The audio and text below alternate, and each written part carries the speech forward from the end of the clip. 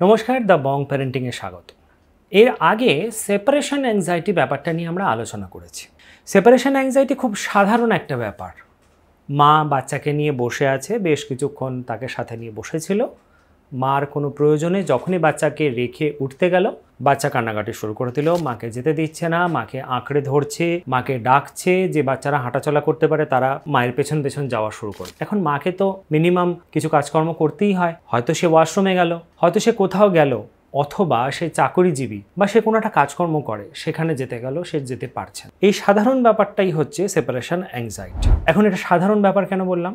সাধারণ ব্যাপার বলার উদ্দেশ্য এটাই, বিজ্ঞান বলছে যে একটা বাচ্চার বৃদ্ধি বিকাশের সাথে সাথে তার সাইকোলজিক্যাল যে ডেভেলপমেন্ট হয় সেটার সাথে সাথে নর্মালি এই সেপারেশন অ্যাংজাইটি তৈরি হয়। 6 থেকে 7 মাস বয়সটা থেকে এটা শুরু হয়, মোটামুটি 2 থেকে 3 বছর বয়সের মধ্যে গিয়ে এটা নিজে নিজেই মিলিয়ে যায়, জায়গাটা থেকে রিকভার করে যায়। কিন্তু এই সাধারণ ব্যাপারটাই জটিল আকার ধারণ করতে পারে। জটিল আকার ধারণ করে, কেন করে, কোথায় করে, সেটাই আজকে আমাদের আলোচ্য বিষয়।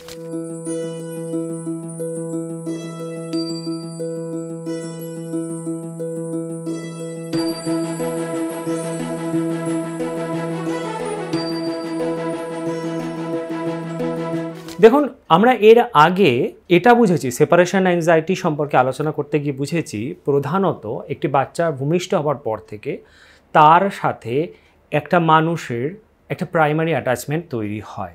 প্রাইমারি এবং ইউনিক মানে অদ্বিতীয় একটা অ্যাটাচমেন্ট তৈরি হয়। প্রধানত 99.99% ক্ষেত্রে এটা মাই হয়ে থাকে। এই অ্যাটাচমেন্টের যদি কোনো প্রবলেম হয় বা এই অ্যাটাচমেন্টকে হারিয়ে ফেলা, এই অ্যাটাচমেন্টকে দেখতে না পাওয়া বা এই মানুষটাকে দেখতে না পাওয়া, কোথায় গেল, এই যে উদ্বেগ, এই যে অ্যাংজাইটি, সেটাই হচ্ছে সেপারেশন অ্যাংজাইটি বা এই বিচ্ছেদ থেকেই যে অ্যাংজাইটিটা আসে। জনসংখ্যা ভিত্তিক একটা গবেষণা বলছে যে যে সমস্ত বাচ্চারা সেপারেশন অ্যাংজাইটিতে ভোগে তার 4% বা 4% বাচ্চা এরকমও আছে যারা সেপারেশন অ্যাংজাইটি থেকে ক্ষতিগ্রস্ত হয়। এই ক্ষতিটা এমনই হয় যেটা পরবর্তীকালে তার বৃদ্ধি বিকাশকে ব্যাহত করে, তার সাইকোলজিক্যাল, ইমোশনাল, কগনিটিভ বা যে ডেভেলপমেন্ট আছে, সাইকোলজিক্যাল যে ডেভেলপমেন্ট আছে, সেটাকে ক্ষতিগ্রস্ত করে যায়। এমনই ক্ষতিগ্রস্ত করে যে সেটা তার স্বাভাবিক বেড়ে ওঠা, স্বাভাবিক অ্যাক্টিভিটি, স্বাভাবিক যে লাইফস্টাইল, সেটাকে ব্যাহত করে। যাদের ক্ষেত্রে, যে 4% বাচ্চাদের ক্ষেত্রে সেপারেশন অ্যাংজাইটিটা লিমিট ক্রস করে গিয়ে থাকে, তাদের ক্ষেত্রে এটাকে সেপারেশন অ্যাংজাইটি ডিসঅর্ডার বলা হয়। এই যে ডিসঅর্ডারটার কথা বললাম, এই ডিসঅর্ডারটার ক্ষেত্রে দেখা যায় বাচ্চা যখন 2-3 বছর বয়স পেরিয়ে গেছে, 4 বা 5 বছর হয়ে গেছে, তা সত্ত্বেও বাচ্চা প্রাইমারি অ্যাটাচমেন্টকে লস করা বা সেই প্রাথমিক ইউনিক অ্যাটাচমেন্ট বা বিশেষ করে মায়ের ক্ষেত্রে মায়ের সঙ্গে যে অ্যাটাচমেন্টটা তৈরি হয়েছে, মা যদি সামনে না থাকে তাহলে কান্নাকাটি করছে, হাত তুলে ডাকছে, তাকে আঁকড়ে ধরছে, এটা 3-4 বছর পেরিয়ে গিয়ে 5 বছরে গিয়েও যদি দেখা যায়, তার সঙ্গে তাকে ছাড়া কখনোই সে শুতে পারছে না, খেতে পারছে না, যদি ঘুমিয়ে থাকে তার ঘুম থেকে উঠে যাচ্ছে বারবার করে, খাওয়া দাওয়া ব্যাহত হচ্ছে, নর্মাল লাইফস্টাইলটা ব্যাহত হচ্ছে, কোনো জায়গায় সে একা থাকতে পারছে না বা নতুন পরিস্থিতিকে সে নিয়ে উঠতে পারছে না, অচেনা মানুষের সামনে সে থাকতে পারছে না, সে কান্নাকাটি করছে, সংকোচ করছে, খুব বাজেভাবে রিয়্যাক্ট করছে, এর সঙ্গে একা একা কখনো নিজে নিজে খেলতে চায় না বা বিভিন্ন জিনিস এক্সপ্লোর করতে চায় না, এবং এই যে ভয়, সেই ভয়টা এমন একটা পরিস্থিতি হয়ে গেছে যে তার নর্মাল অ্যাক্টিভিটিকেও ব্যাহত করে দিচ্ছে, তাহলে এটা কিন্তু সেপারেশন অ্যাংজাইটি ডিসঅর্ডার। সেপারেশন অ্যাংজাইটির ম্যানেজমেন্ট নিয়ে আমরা যে আলোচনাটা করেছি এর আগে, সেই ম্যানেজমেন্ট যদি সঠিকভাবে না করা হয় তখন কিন্তু সেই সেপারেশন অ্যাংজাইটি ডিসঅর্ডারের রূপ ধারণ করতে পারে। যদিও সেপারেশন অ্যাংজাইটি ডিসঅর্ডারের যে কারণগুলো যদি আমরা একটু পুঙ্খানুপুঙ্খভাবে বুঝি, তাহলে বুঝতে পারবো এই 4% বাচ্চার কেন সেপারেশন অ্যাংজাইটি ডিসঅর্ডার হয় বা হচ্ছে। এর প্রথম কারণ হলো জৈবনিক বা বায়োলজিক্যাল একটা রিজন।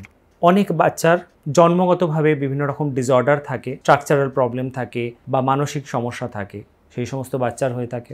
এছাড়াও অনেকের ক্ষেত্রে ব্রেনে বিশেষ কোনো কেমিক্যাল বা হরমোনের যদি আধিক্য দেখা যায়, যেমন কর্টিসল অথবা সেরোটোনিনের যদি মাত্রা বেড়ে গিয়ে থাকে কোনো একটা কারণে, সেখান থেকেও সেপারেশন অ্যাংজাইটি ডিসঅর্ডার হতে পারে।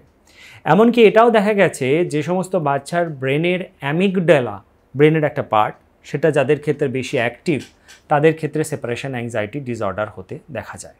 2 নম্বর কারণ হলো পারিবারিক পরিবেশ এবং অভিভাবকের একটা ভূমিকা।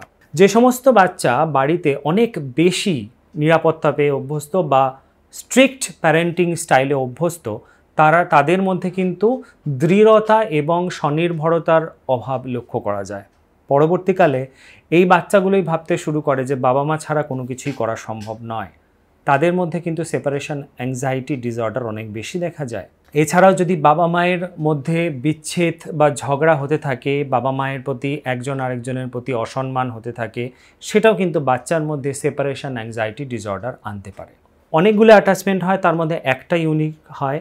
এরকম যে ভালো অ্যাটাচমেন্টগুলো ছোটোবেলা থেকে তার মধ্যে তৈরি হয়, তার মধ্যে একটারও যদি লস হয় অথবা ইউনিক অ্যাটাচমেন্টের যদি লস হয়, পার্মানেন্ট লস হয় বা মৃত্যু হয়, সেখান থেকেও সেপারেশন অ্যাংজাইটি ডিসঅর্ডার হয়।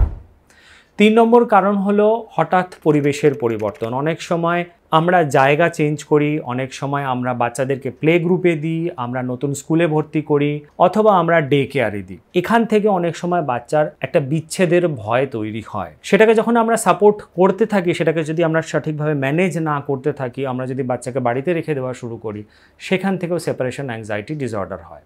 অনেক সময় বাচ্চাকে স্কুলে পাঠানোর ফলে প্রথম থেকে বিচ্ছেদের যে ভয়, সেটাকে যদি আমরা অনেক বেশি গুরুত্ব দিয়ে তাকে বাড়িতেই রেখে দেওয়া শুরু করি, তখন সেটা কিন্তু সেপারেশন অ্যাংজাইটি ডিসঅর্ডার নিয়ে আসে। এছাড়াও দেখা গেছে ছোটোবেলা থেকে, শৈশবকাল থেকে যদি প্রাইমারি যে কেয়ার গিভার আছে বা যে কেয়ার গিভাররা বাড়িতে থাকে, ন্যানি বা যে কেয়ার করে আলাদাভাবে বাড়িতে একজন যে থাকে, অনেক সময় অনেক হেল্পিং হ্যান্ড থাকে, তার সঙ্গেও যদি সঠিকভাবে অ্যাটাচমেন্ট না তৈরি হয়ে গিয়ে থাকে, অথবা যে ইউনিক অ্যাটাচমেন্টের কথা বললাম অর্থাৎ মায়ের সঙ্গে যদি সঠিকভাবে অ্যাটাচমেন্ট না তৈরি হয়ে থাকে, বা 5 বছর অবধি কোনো বাচ্চার মধ্যে যদি সেই রকম একটা ইউনিক অ্যাটাচমেন্ট তৈরি না হয়ে থাকে, সেই সমস্ত বাচ্চার ক্ষেত্রেও সেপারেশন অ্যাংজাইটি ডিসঅর্ডার হতে দেখা যায়। আর অবশেষ কারণ, যেটা নিয়ে অনেকেই মাথা ঘামায় না, সেটা হচ্ছে ডেভেলপমেন্টাল ডিলে। এই সম্পর্কে আমরা বিস্তারিত আলোচনা করেছি। অনেক মানুষই মনে করেন যে বাচ্চা যদি খেয়ে পড়ে বড় হয়ে যায় তাহলেই এনাফ। ডেভেলপমেন্টাল ডিলে, মাইলস্টোনকে খেয়াল করা, তাকে উৎসাহ করা, এটা কোনো দরকারই হয় না। কিন্তু ডেভেলপমেন্টাল ডিলে এই সেপারেশন অ্যাংজাইটিটাকে ডিসঅর্ডারের দিকে নিয়ে যাওয়াতেও একটা ভূমিকা পালন করে। যদিও সেপারেশন অ্যাংজাইটি ডিসঅর্ডারের এই যে কারণগুলো আমি বললাম, এই সবকটা কারণ আমাদের হাতে থাকে না, কিন্তু কিছু কারণ থাকে যেগুলো আমাদের হাতে থাকে এবং আমাদের জন্যেই হয়ে থাকে। আমরা যদি সঠিকভাবে ম্যানেজ করি, তাহলে কিন্তু এই সেপারেশন অ্যাংজাইটিটা মোড় নিয়ে ডিসঅর্ডারের দিকে যায় না। এখন যদি সেপারেশন অ্যাংজাইটি ডিসঅর্ডারের যে লক্ষণগুলো বললাম, সেগুলো যদি আমরা আমাদের সন্তানের মধ্যে দেখতে পাই, তাহলে সন্তানকে নিয়েও যেরকম পদক্ষেপ নেব, আমাদের ব্যক্তিগত জীবনে অর্থাৎ অভিভাবক, বাবা মা, পরিবারের মধ্যেও সেরকম পদক্ষেপ নিতে হবে, যাতে সেই ছাপটা যেটা সেপারেশন অ্যাংজাইটিকে ডিসঅর্ডার বানিয়েছে, সেটার অস্তিত্ব না থাকে। এর সাথে সাথে আমাদেরকে বাচ্চাকে একজন শিশুরোগ বিশেষজ্ঞ বা মনস্তাত্ত্বিকের সঙ্গে পরামর্শ করাতে হবে বাচ্চাকে নিয়ে। এটা নিয়ে ভয় পাওয়া বা লজ্জা পাওয়ার কিছু নেই। আমার বাচ্চা যদি অসুস্থ হয়ে গিয়ে থাকে, জ্বর, জ্বালা, ঠান্ডা লাগা, পেট খারাপ, এগুলো নিয়েও যখন আমরা ডাক্তারের কাছে যেরকমভাবে যাই, এটাও সেরকম তাকে নিয়ে যাব, যাতে দেখা যাবে যে কগনিটিভ বিহেভিয়ারাল থেরাপি, বাবা মা ট্রেনিং, প্যারেন্টিং কোচিং, এরকম নানান রকমভাবে কাউন্সেলিংয়ের মাধ্যমে দুই পক্ষকেই একটা সঠিক দিকে নিয়ে যাওয়া হয়, যার ফলে সেপারেশন অ্যাংজাইটি ডিসঅর্ডারটাকে আটকানো যেতে পারে এবং সেটা সম্ভব হচ্ছে।